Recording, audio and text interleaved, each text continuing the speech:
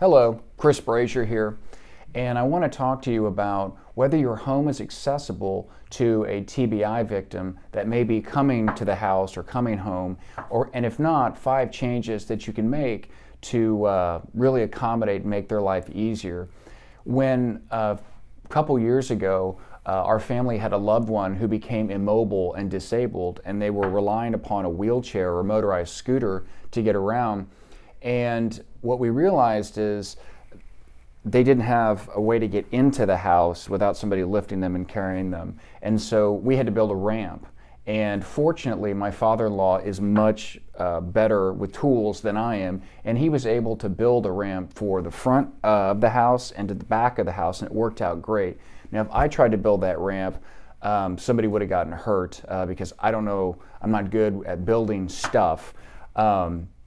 But the point is, when you have somebody who's coming home to your house or someplace that they live, the first most important thing is going to be, sorry about that, it wasn't my phone.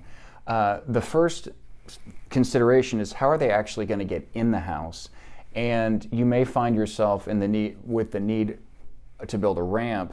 And if you do, it's important to pay attention to just a couple things to make sure that the slope is good. Like the Americans with Disabilities Act says that according to those guidelines, for every 1 inch of slope, there needs to be 12 inches of ramp. And so, just take a look at that before you decide you want to build a ramp, or if you want to have somebody else do it, make sure they do it properly.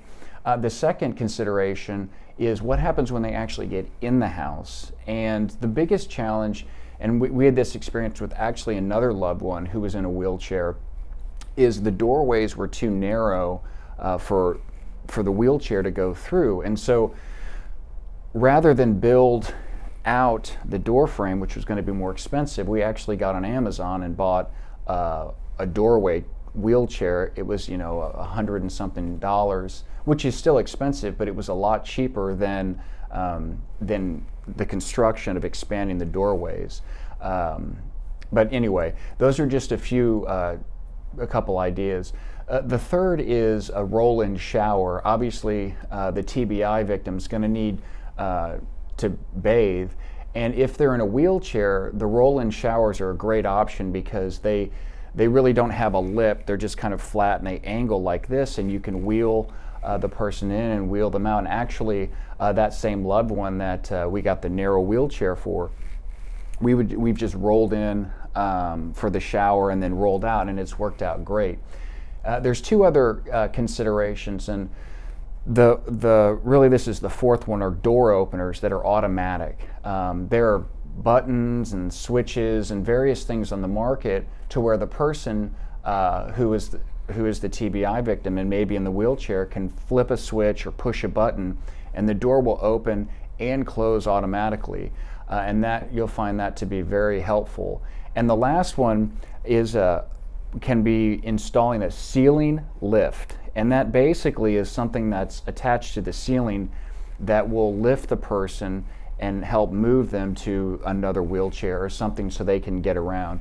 Now, that one is probably the most expensive, and not everybody can do that, but these are just options. And the point is, it's really important to think outside of the box. Like we got my father-in-law to build a ramp, or you can go on Amazon and find all kinds of items that if you can't accommodate, then at least maybe you can work around the lack of financial resources or anything else.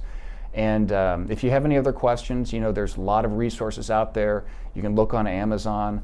If you have a situation, feel free to email me. And if we can't find something helpful or help you, we'll try to point you in the right direction.